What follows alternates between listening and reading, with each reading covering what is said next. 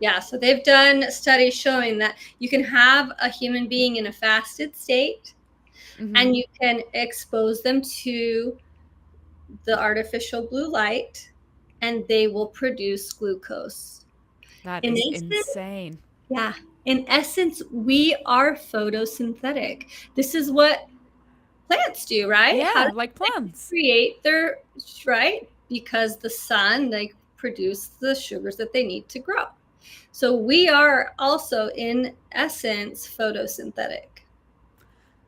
And so it's not that blue light itself isn't the culprit, because we need blue light. That's It's part of the that, spectrum. yeah, it's that, and we need our body to respond in that way. We need our cortisol to go up. But in nature, we would never be exposed to only blue light and so little red, near infrared, and like the yellow orange parts of the Okay. spectrum, because those are the parts of the spectrum that heal us, that reduce inflammation. And so, like I said, it's an algorithm. Yeah. It's code. And I That, assume that's the uptake in the red light therapies that we're seeing so much of now. So it's yes, almost like the red light therapy will offset the blue light therapy. But I mean, outside, right up there in the sky, we have the answer. It has it all. exactly. And the problem that we're finding with a lot of these red light therapy panels and such is that, yes, you're getting the frequency of light that you need, but you're also getting really high levels of non-native EMFs. What is that now? So those are the frequencies of energy like that come from from Wi-Fi and 5G and Oh, your okay. microwave. So it's EMF is electromagnetic frequencies, and the non-native means that they're man-made electromagnetic frequencies. They're Okay. non-native. They're not native to the planet. So likely the human body doesn't really need those. It doesn't like Yeah. those. Yeah. It dehydrates us and dysregulates us. Wow, this And is it's also absolutely fascinating. inflammatory. So the number one thing that we can do to keep our cortisol in check is to reduce our exposure to artificial light. That's the number one thing. And would you say to up our exposure to sunlight? Yes. Yes, exactly. Okay. So if you wanted to, the easiest place to start is to just get blue blockers.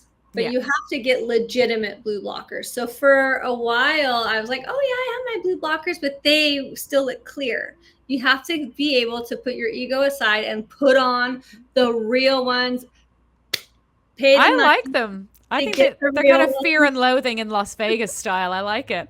Well, so these are my daytime ones. Okay.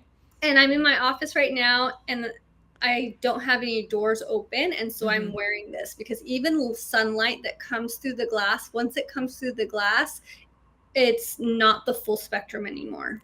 You're kidding me. So you have to actually open your window all the way up.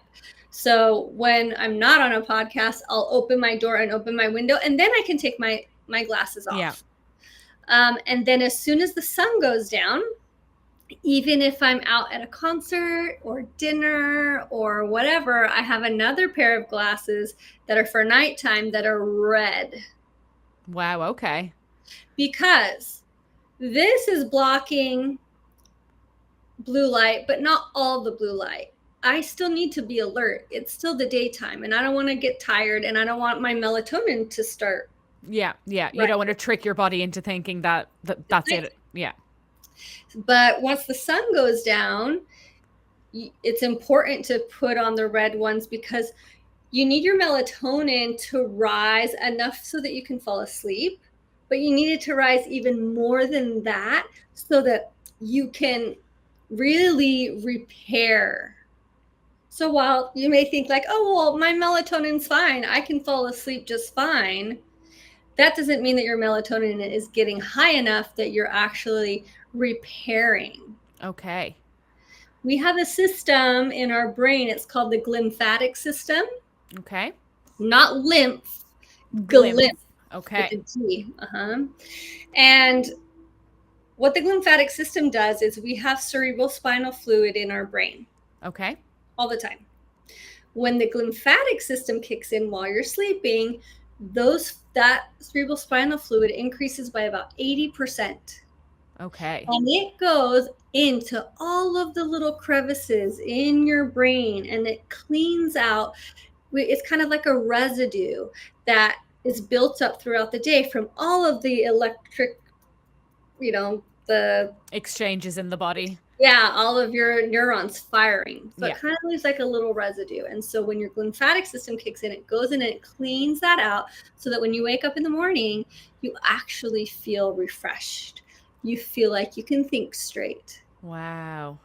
So, some people have this like, I slept so long and I wake up, I'm still exhausted. Mm-hmm. I can't concentrate. I can't remember things because maybe they're asleep, but their lymphatic system isn't kicking in. Why? Because their melatonin levels aren't high enough. Why? Because our melatonin and our cortisol are opposites of each other. That So if is our cortisol is high, illuminating. it's suppressing our melatonin. Okay. Wow. Well, that makes sense, I suppose. If you're super stressed, if you've got your stress levels are high, it is way harder to sleep. And then even that when you wake up. And I mean, you could so easily attribute it to the personal things that are going on that are making you stress. Oh, I didn't get a good night's sleep because I'm fighting with my husband or whatever it is. But no, there's a Mhm. literal science behind it. That Mhm. is illuminating. And can I ask, out of my own ignorance, does this apply to both men and women? Because when I Yes. think hormones, I think, oh, men have that one. They've got testosterone, they're easy. And then I think women, I think, oh my gosh, hormones flying all over the place. And that is truly just the world we live in. That's an ignorant point of view. But so all of this goes both men and women. Men. It applies to men just as well. And an important thing for this is there's a phenomenon called the pregnenolone steal. Ooh, you say that one again for me? Pregnenolone steal. Okay. Okay. And this is the idea or the fact that so we have a compound in our body called pregnenolone. Okay. And pregnenolone is a precursor. And so it's a precursor to our sex hormones. All right. But it's also a precursor to cortisol. Okay. So this is where our fight or flight comes in. You have this compound in your body that's ready to turn into sex hormones or cortisol. If you have stress from outside, real or even perceived, this Mm-hmm. is a big term you see, perceived stress, Yeah. right?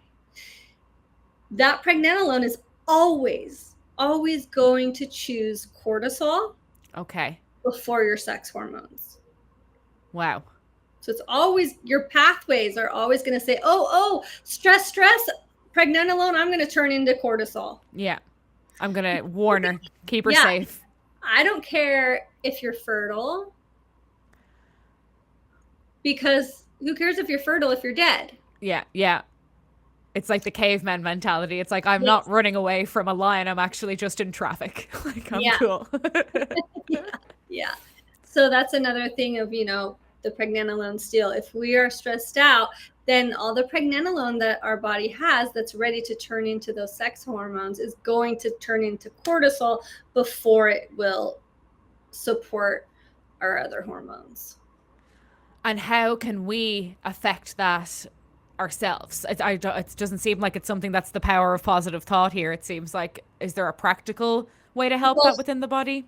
so again, well, you can do that yourself with really, really good mindset and Mm-hmm. wellness and therapy and coaching. So that's what I do, with my clients in coaching, is a lot of what I call emotional mastery, which directly affects our symptoms that we feel during menopause. For Okay. example, I've had clients in session where they start discussing a topic that is stressful, and in that exact moment, they'll have a hot flash. Wow. And they don't realize it. They don't see the connection between their hot flash and the like for this one client, we were talking about a previous business that she owned, and Mm-hmm. she was explaining to me the story that she had around what the failure of this business meant about who she was. Oh, wow. And she Okay. got a hot flash.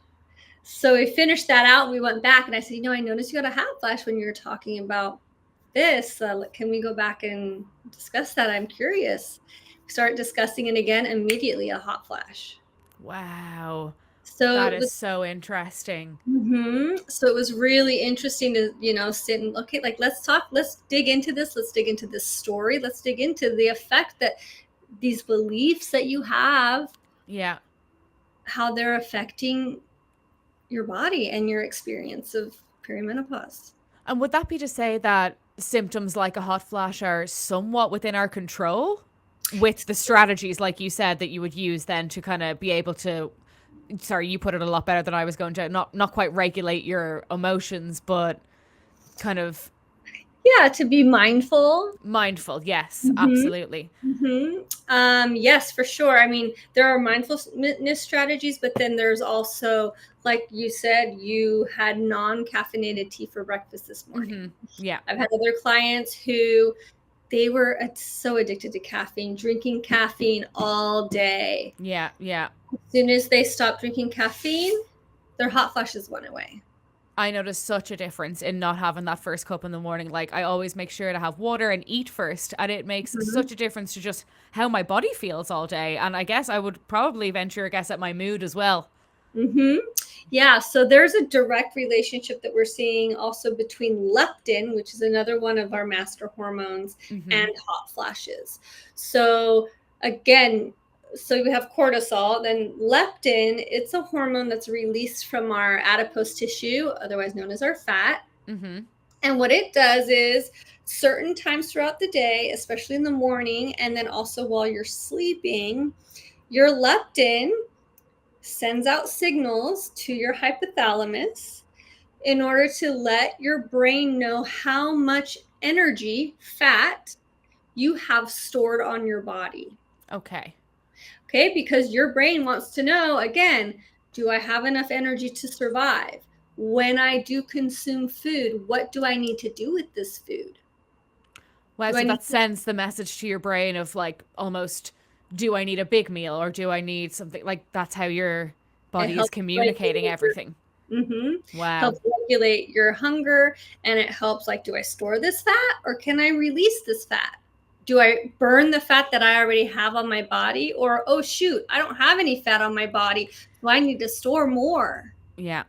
And would that would that relate to on like on your cycle? So like when you're some women when they have PMS, they're starving hunger. They're so hungry out of nowhere. And then there's either the first week after your period, you're like, oh, I could take or leave it. Would that be Mhm. leptin as acting in that as well? There's also ghrelin, that's a hunger signal hormone. But leptin is one of the master hormones. So, like, anybody who is diabetic is Mm-hmm. also leptin resistant. Okay. Leptin resistance is a precursor to diabetes. And the way that you can develop leptin resistance is, again, if your cortisol is high, your cortisol is docked into your hypothalamus, Okay. into these kind of like these like little tentacles that are waiting for messages to come in, right? So it'll be like it's waiting for the leptin, but it goes into fight or flight, so it just gets filled with all the cortisol. Oh So now the man. leptin is like, wait, I want to tell you what's happening, but it can't because the cortisol is already in the receptor. Wow. God, information really is power. If everybody could just get a grasp and understand, like you almost like you can be the puppet master of your own body, really. It's amazing, yeah, and it's just too. It's Hey guys, I would like to take a moment to introduce you to our app, Yoga Plus. You will have access to an incredible selection of videos led by top instructors in yoga, fitness, nutrition, and so much more. Download our Yoga Plus app available on iOS and Android today.